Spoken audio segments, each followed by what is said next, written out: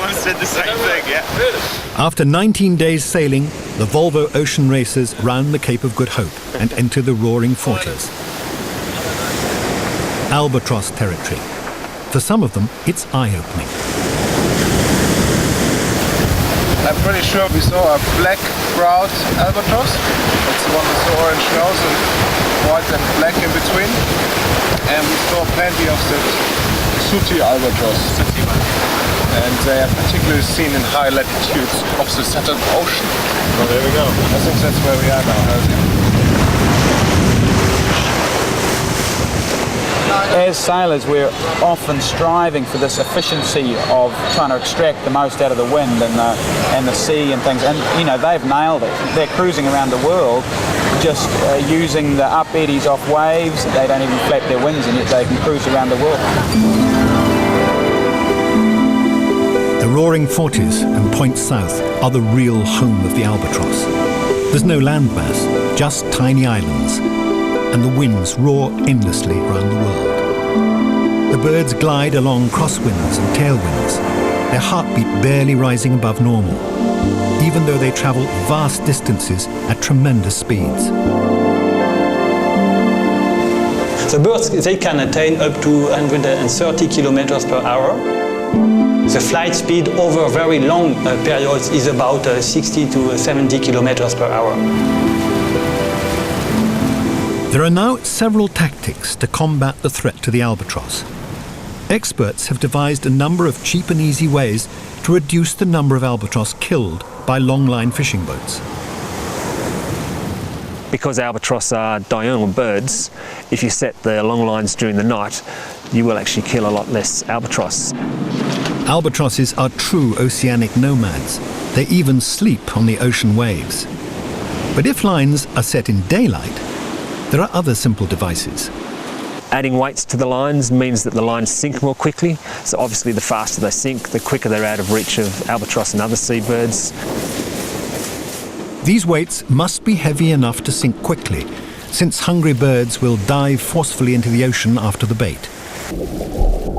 Such as streamer lines, which is simply a piece of rope tied to the stern of the vessel with a buoy on one end, and then a series of streamers hanging from that line. And as the vessel pitches and rolls in the sea and the wind blows, the streamers just move, and that movement's enough to scare the birds away from where the baits exit the boat. So the cost of a streamer line at around $40 to $50 is very little compared to the value of any of the high value target species such as tuna, swordfish or toothfish, which can be worth several $1,000s for a single fish.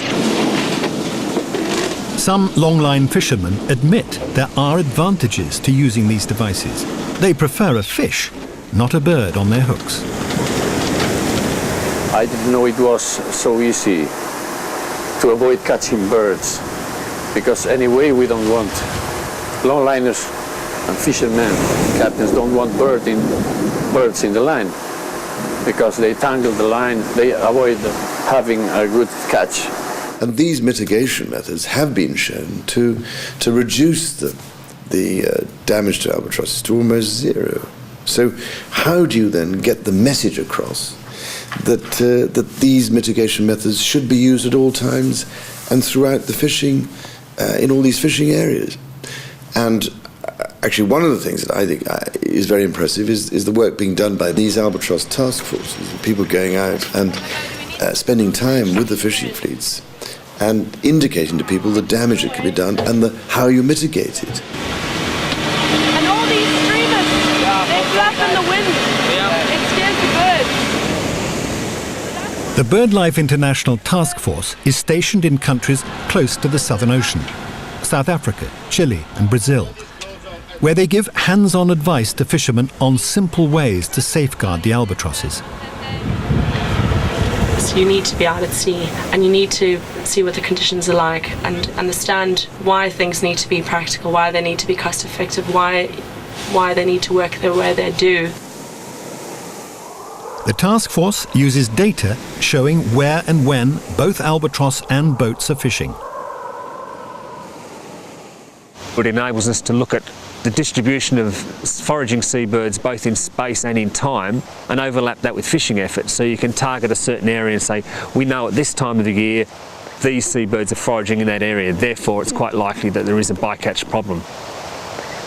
You can see there's a high level of overlap between fishing effort and albatross distribution there, and similarly in the Indian Ocean. So this just shows to the people who manage these fisheries where the albatross are most at threat.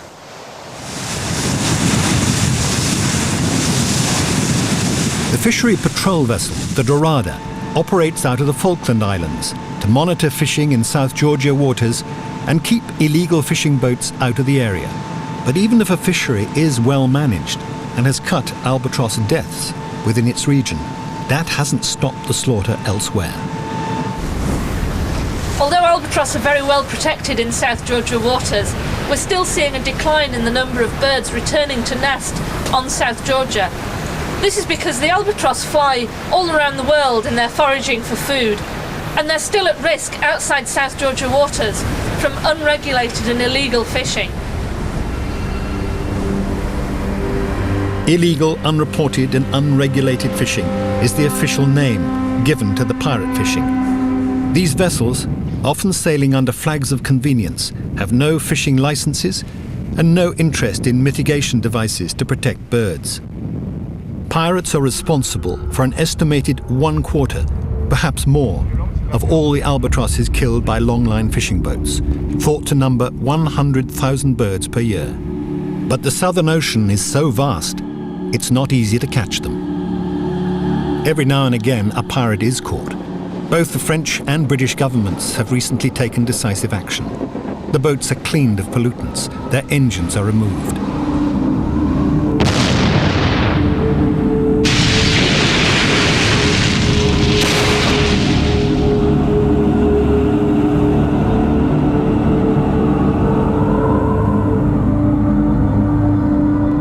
Catching a pirate boat is a rare event.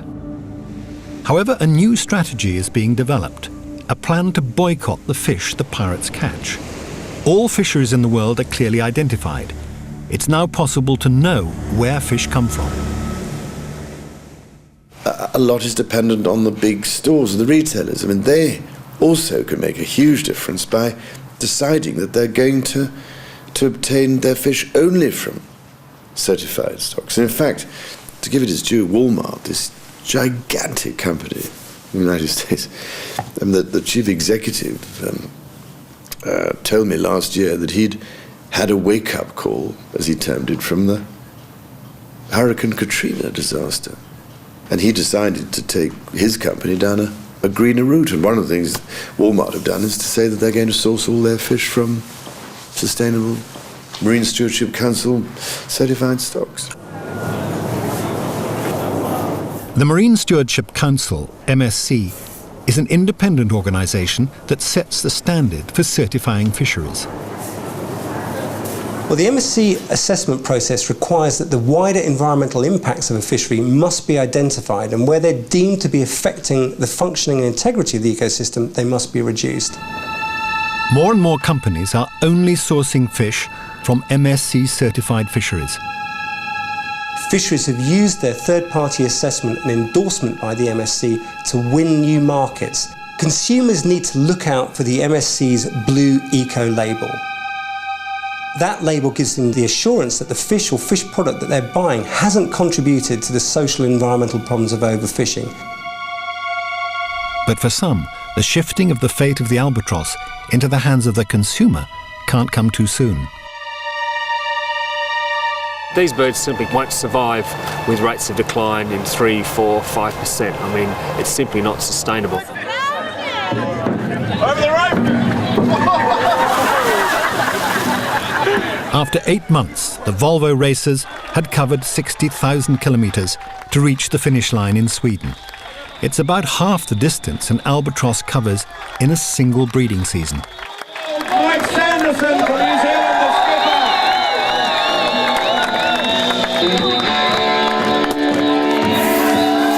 The first thing that blows you away is how big they are, and you know they have to get pretty close before you really do get a true feel for their size. You know, you're seeing some seriously big birds. It does mean a lot to us all. It's amazing how such a bunch of staunch sailors can really be blown away by a big bird. perhaps the fact that these sailors have had the chance to sail with albatrosses has changed the way they see them. Prince Charles, for his part, thinks that the fate of the albatross is in the balance. Maybe people didn't think it mattered the dodo went extinct. But the albatross is, I think, an indicator. It should be an indicator anyway of our claim to be civilized.